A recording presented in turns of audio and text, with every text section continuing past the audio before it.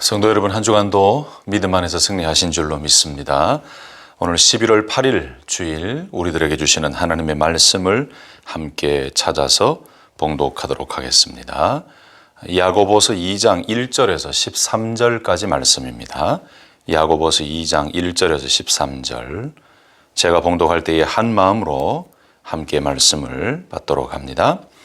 내 형제들아, 영광의 주 곧 우리 주 예수 그리스도에 대한 믿음을 너희가 가졌으니 사람을 차별하여 대하지 말라. 만일 너희 회당에 금 가락지를 끼고 아름다운 옷을 입은 사람이 들어오고 또 남루한 옷을 입은 가난한 사람이 들어올 때에 너희가 아름다운 옷을 입은 자를 눈여겨보고 말하되 여기 좋은 자리에 앉으소서 하고 또 가난한 자에게 말하되 너는 거기 서 있든지 내 발등상 아래에 앉으라 하면 너희끼리 서로 차별하며 악한 생각으로 판단하는 자가 되는 것이 아니냐. 내 사랑하는 형제들아, 들을지어다. 하나님이 세상에서 가난한 자를 택하사 믿음에 부요하게 하시고 또 자기를 사랑하는 자들에게 약속하신 나라를 상속으로 받게 하지 아니하셨느냐. 너희는 도리어 가난한 자를 업신여겼도다. 부자는 너희를 억압하며 법정으로 끌고 가지 아니하느냐. 그들은 너희에게 대하여 일컫는 바 그 아름다운 이름을 비방하지 아니하느냐. 너희가 만일 성경에 기록된 대로 내 이웃 사랑하기를 내 몸과 같이 하라 하신 최고의 법을 지키면 잘하는 것이거니와 만일 너희가 사람을 차별하여 대하면 죄를 짓는 것이니 율법이 너희를 범법자로 정죄하리라. 누구든지 온 율법을 지키다가 그 하나를 범하면 모두 범한 자가 되나니 간음하지 말라 하시니가 또한 살인하지 말라 하셨은즉 네가 비록 간음하지 아니하여도 살인하면 율법을 범한 자가 되느니라. 너희는 자유의 율법대로 심판받을 자처럼 말도 하고 행하기도 하라. 긍휼을 행하지 아니하는 자에게는 긍휼 없는 심판이 있으리라. 긍휼은 심판을 이기고 자랑하느니라. 아멘. 아멘. 저는 오늘 이 본문의 말씀을 가지고 사람을 차별하여 대하지 말라, 사람을 차별하여 대하지 말라라는 제목으로 말씀을 전하려고 합니다.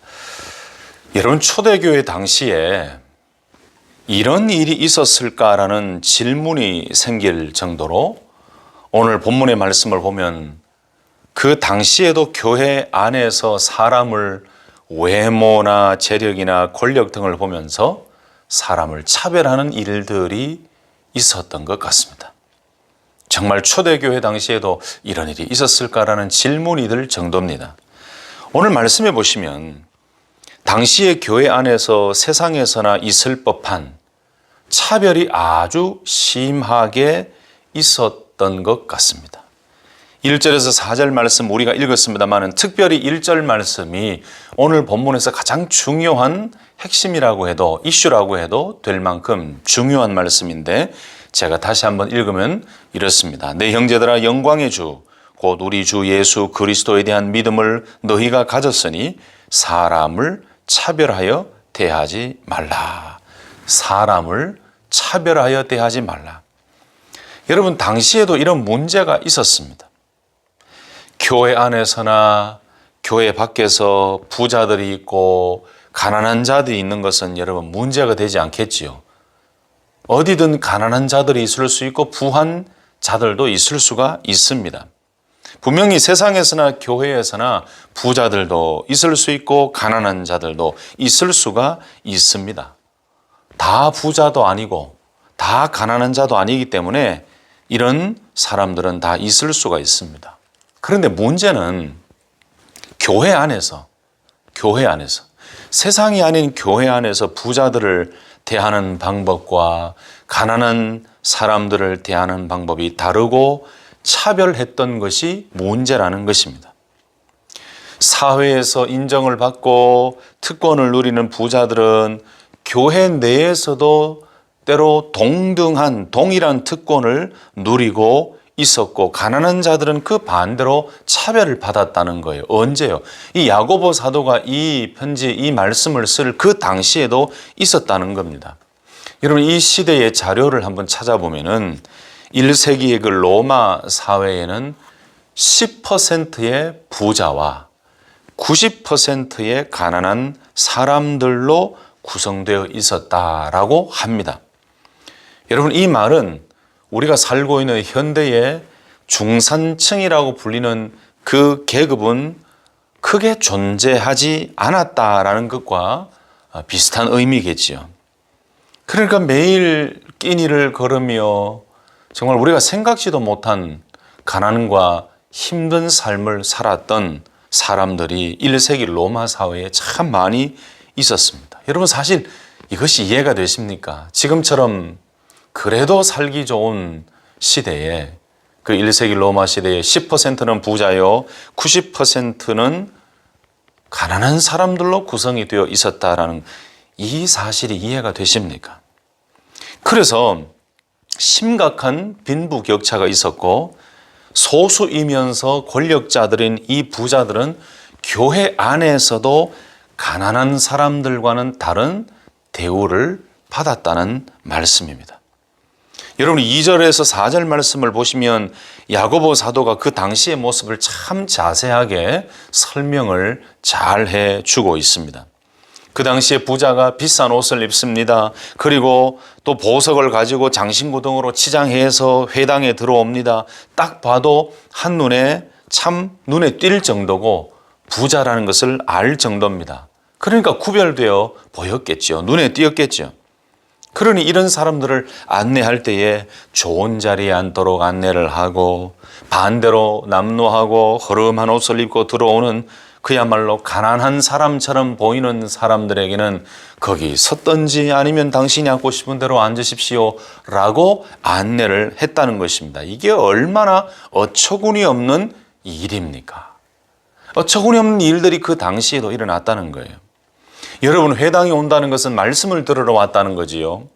하나님 앞에서 예배드리고 기도드리고 찬송하러 왔다는 것입니다. 그런데 부자들이 온갖 치장을 하고 장신구를 붙이고 들어오면 특별 대우를 해서 좋은 자리에 앉도록 하고, 허름하고 남루한 가난한 자들이 오면은 신경도 쓰지 않고 좋지 않은 자리에 앉든지 어떻게 하든지 관심 없이 취급하는 일들이 일어났다는 것입니다.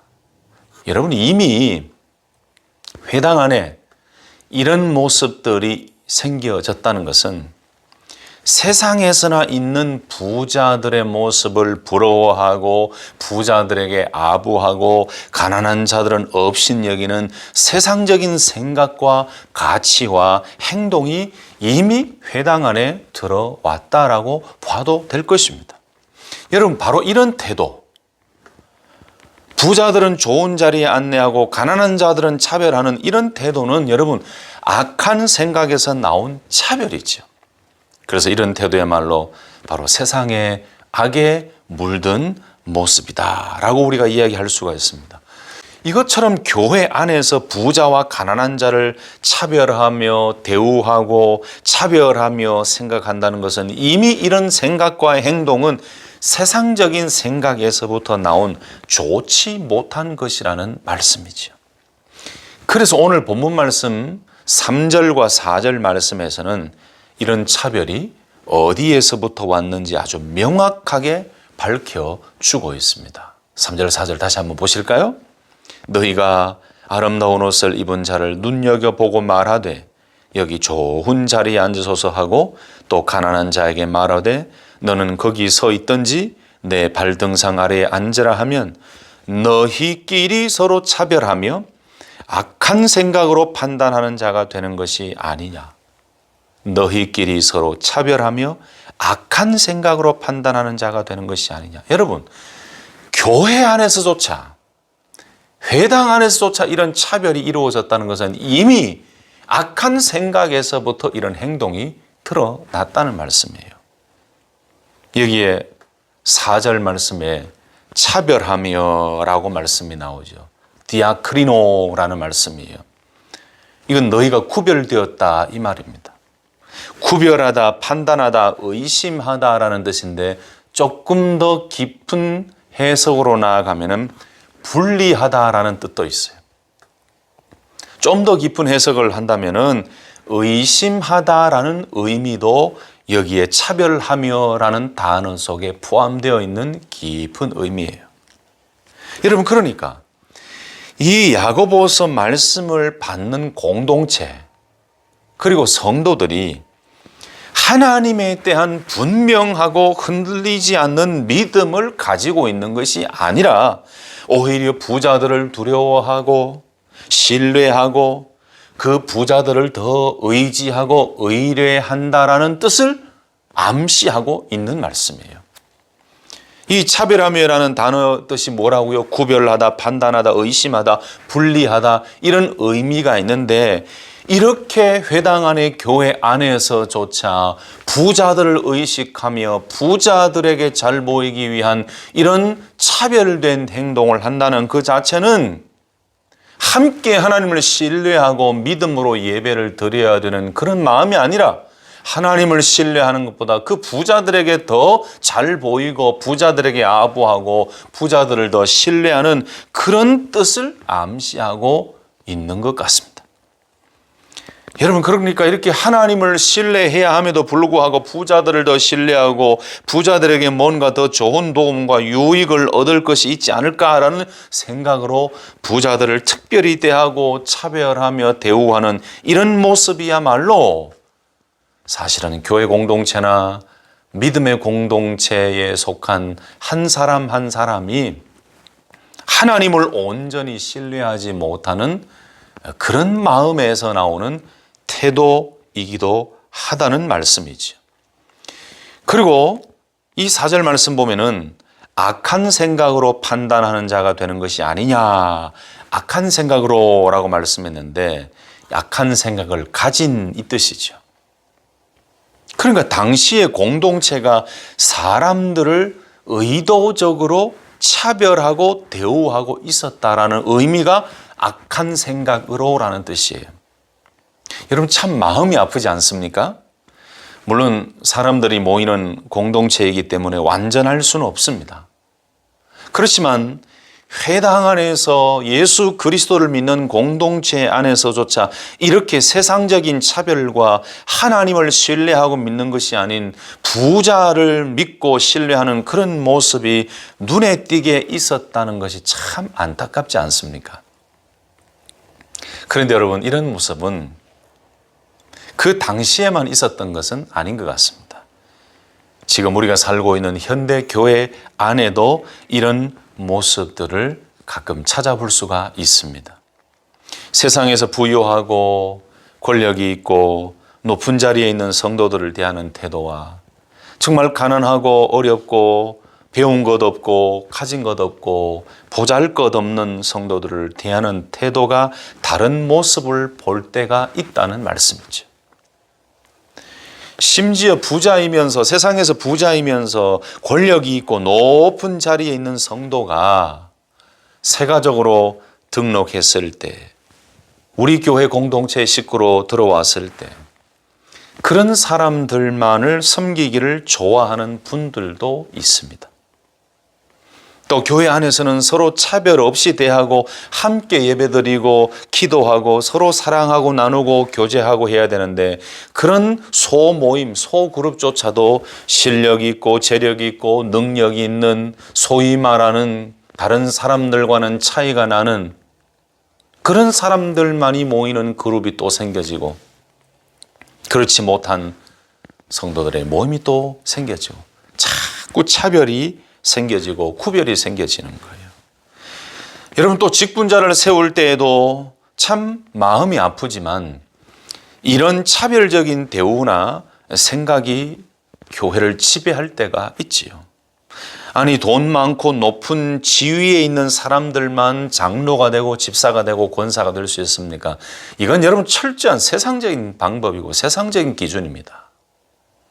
세상에서나 능력이나 지위나 다른 사람을 집 밟고서라도 올라갈 만큼의 이 지혜나 꾀나 여러 가지 좋지 않은 방법을 사용해서라도 뭔가 높은 곳에 뭔가 명성과 명예를 가지려고 또 뭐 더 많은 것을 얻으려고 하는 것, 이것이 세상의 사실 가치예요.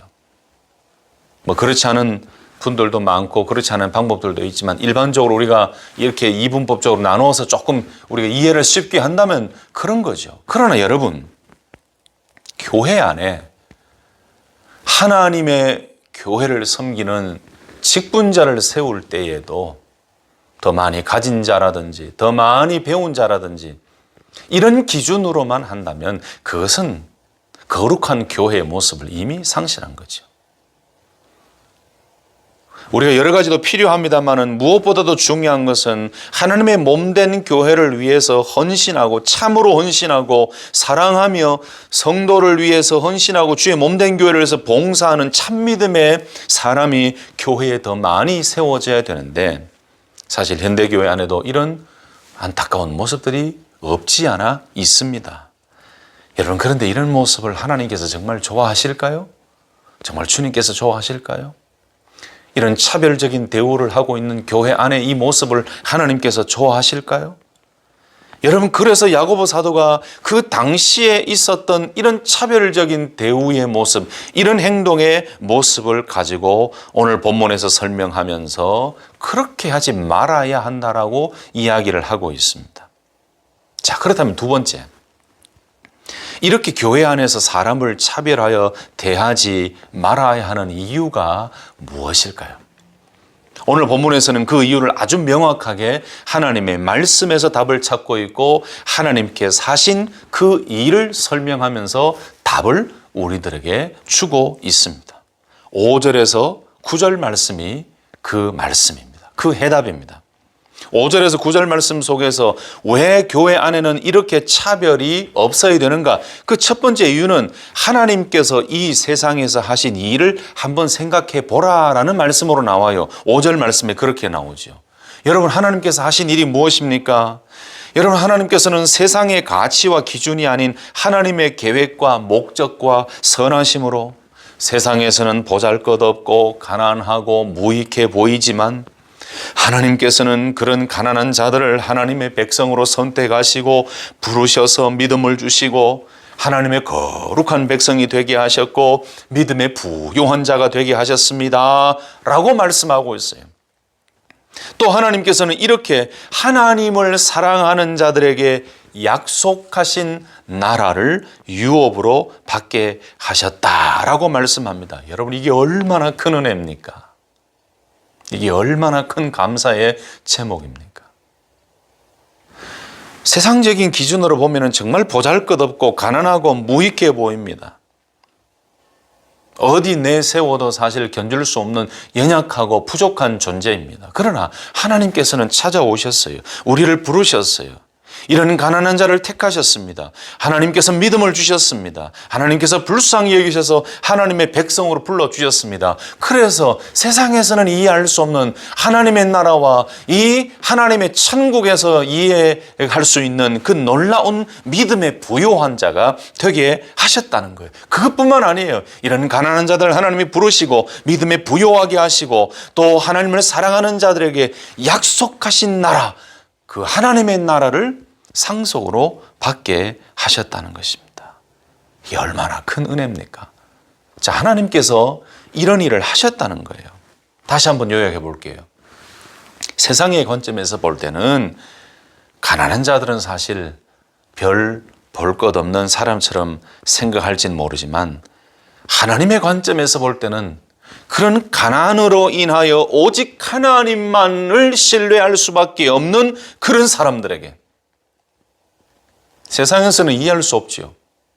그런 가난으로 인하여 오직 하나님만을 신뢰할 수밖에 없는 그런 사람들에게 하나님께서는 믿음의 부요함을 주실 뿐만 아니라 하나님의 나라를 상속받게 하셨고 또한 그렇게 하실 것이다.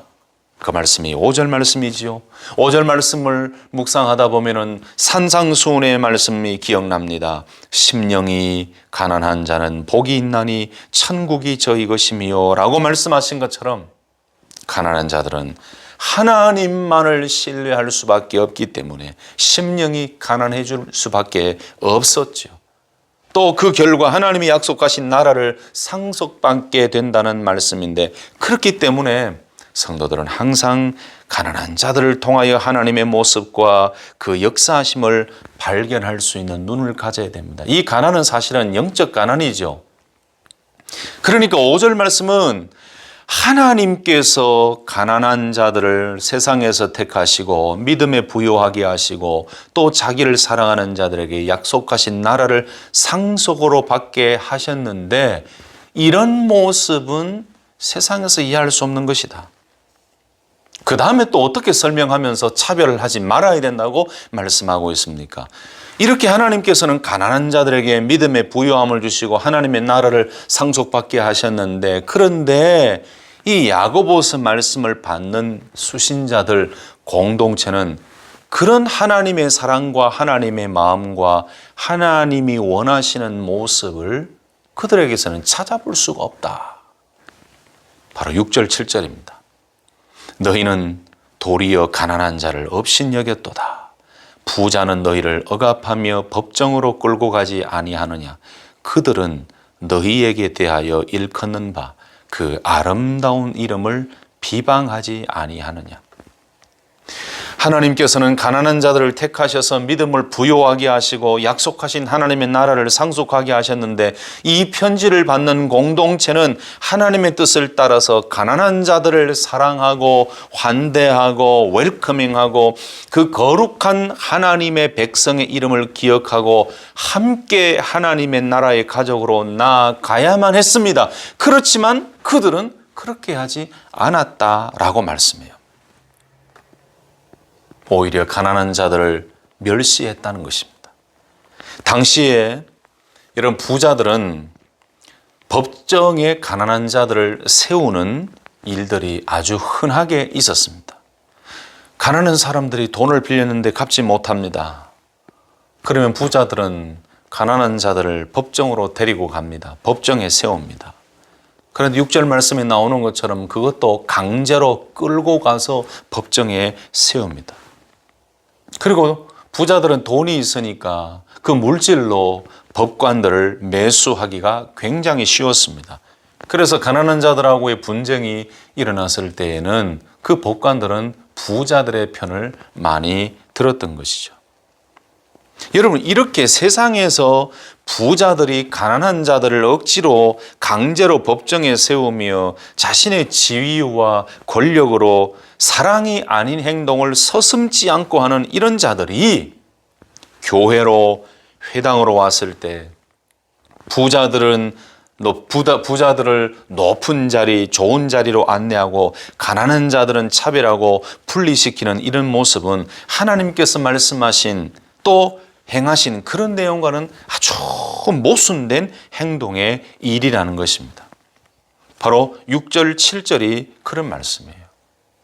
첫 번째는 뭐라고요? 5절 말씀에서는 하나님께서는 가난한 자들을 부르시고 믿음에 부요하게 하시고 하나님을 사랑하는 자들에게는 하나님이 약속하신 나라, 그 천국을 상속받게 하셨다. 이것이 하나님이 하신 일인데, 그런데 6절, 7절에는 도리어 가난한 자들, 하나님께서도 인정하시고 하나님께서도 부르시고 하나님께서 그렇게 믿음에 부요케 하시고 하나님의 나라를 상속받게 하신 그런 자들을 업신여기며 오히려 하나님의 행하신 일과는 다른, 하나님의 생각과는 다른 그런 행동을 하고 있다는 말씀이죠. 또 한 가지가 나옵니다. 7절에 나왔습니다.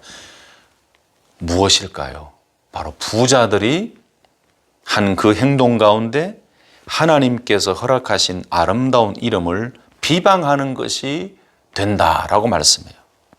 7절에 그들은 너희에게 대하여 일컫는 바 그 아름다운 이름을 비방하지 아니하느냐라고 말씀합니다. 여러분, 믿음의 공동체 안에서 부자들이 이렇게 행동하는 것은 또 그 공회, 그 믿음의 공동체 안에서 부자들이 올 때에 차별해서 부자들을 그렇게 환대하고 가난한 자들은 차별하는 이런 태도는 하나님께서 택하신 믿음의 성도들에게 주신 그 거룩한 이름을 비방하는 것이 되고 만다라는 것입니다. 여러분, 그 아름다운 이름이 무엇일까요? 그 아름다운 이름을 비방하지 않느냐라고 말씀했는데, 그 아름다운 이름은 바로 교회, 하나님의 소유된 자들, 하나님의 공동체, 바로 예수 그리스도의 이름을 의미하는 거예요.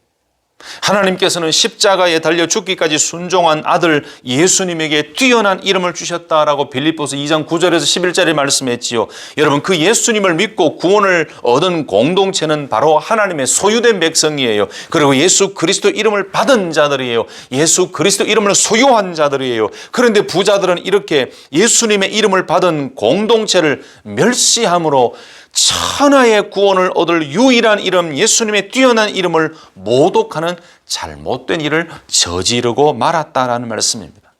그렇기 때문에 성도들은 재물이나 지위나 권력에 현혹되지 말아야 됩니다.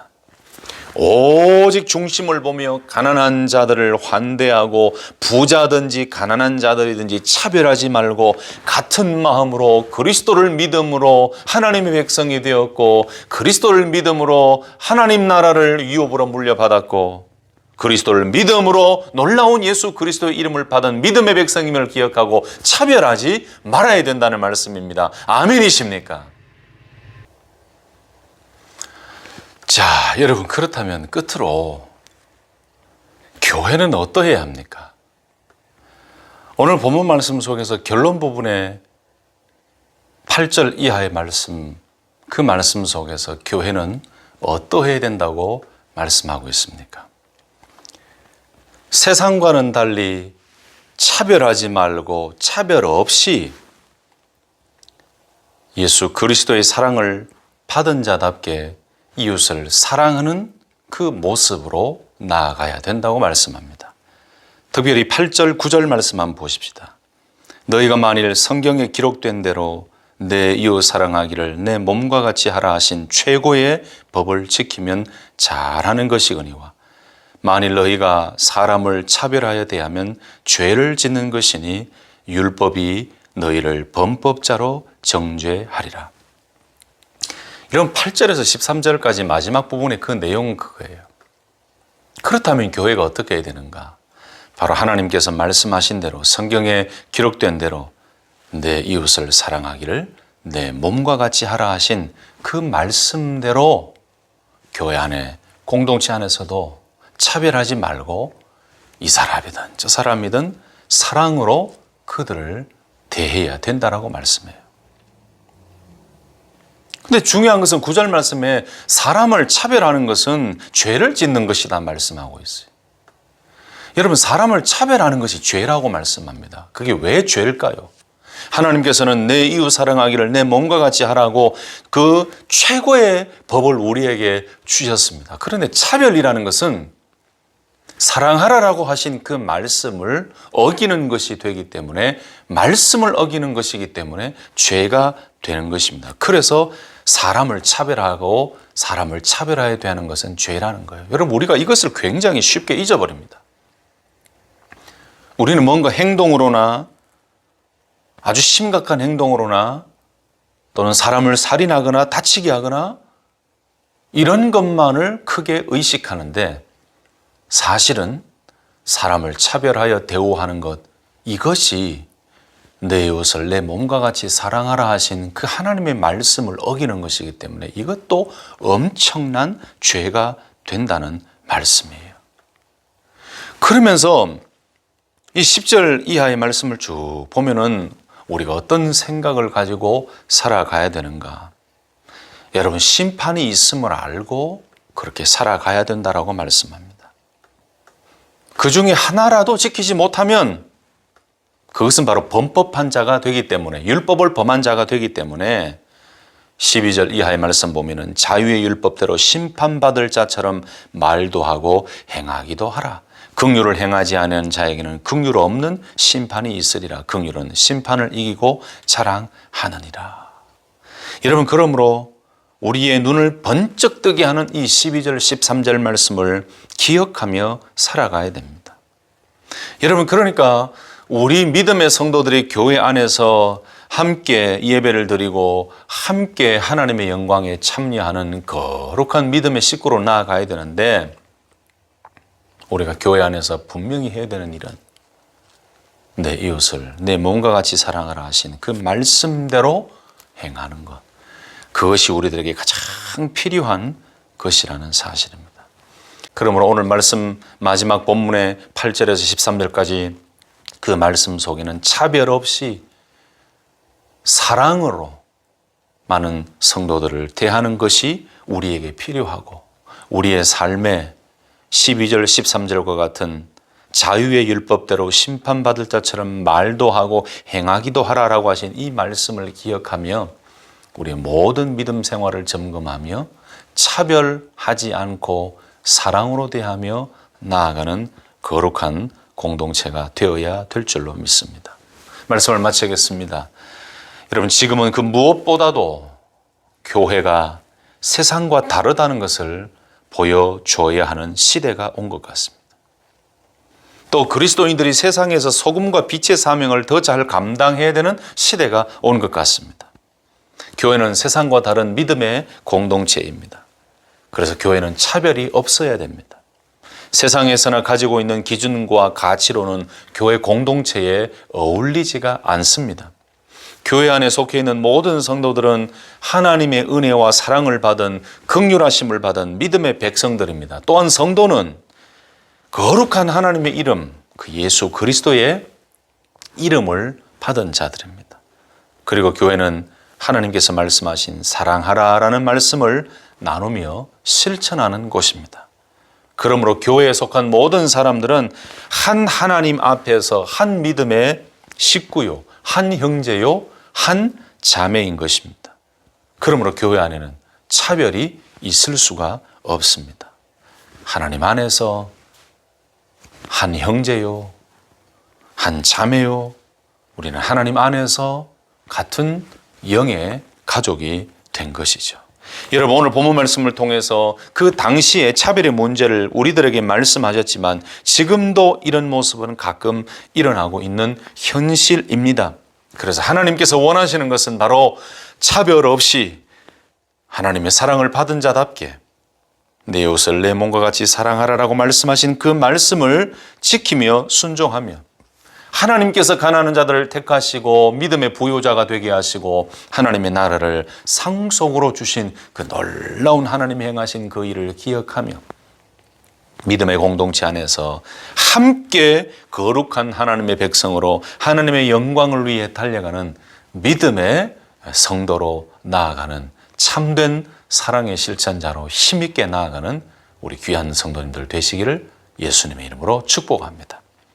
1절 말씀을 다시 한번 되새기고 말씀을 마치겠습니다.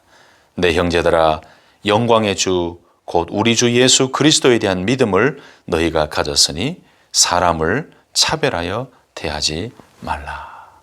아멘. 기도하겠습니다. 전능하신 하나님 아버지, 오늘 말씀을 통해 우리 자신을 다시 한번 되돌아보게 하시니 감사합니다. 교회 공동체 안에 없어야 될 차별이 있음을 보게 하시고 하나님께서 원하시는 것이 무엇인지를 다시 한번 더 깨닫게 하시니 감사합니다. 아버지 하나님, 차별 없이 모든 성도들을 대하게 하시고 내 이웃을 내 몸과 같이 사랑하라고 하신 그 말씀을 기억하며 그 사랑으로 많은 사람들, 모든 사람들을 대하고 그 사랑을 실천하며 참된 거룩한 믿음의 공동체를 이루어가는 데 쓰임받는 우리 모두가 되게 하여 주옵소서. 아버지여, 교회 안에 세상적인 가치나 기준이 들어와 교회를 무너뜨리는 일이 없도록 도와주시고 날마다 하나님의 말씀을 기준으로 그리고 하나님께서 행하신 그 놀라운 은혜와 사랑의 일을 기억하며 우리 모두는 한 하나님 안에서 한 믿음의 식구가 되었음을 믿고 서로 사랑으로 대하고 피차 사랑으로 권면하고 더 서로를 높여 세우는 차별하지 않는 거룩한 믿음의 공동체가 될 수 있도록 우리 모두를 인도하여 주옵소서.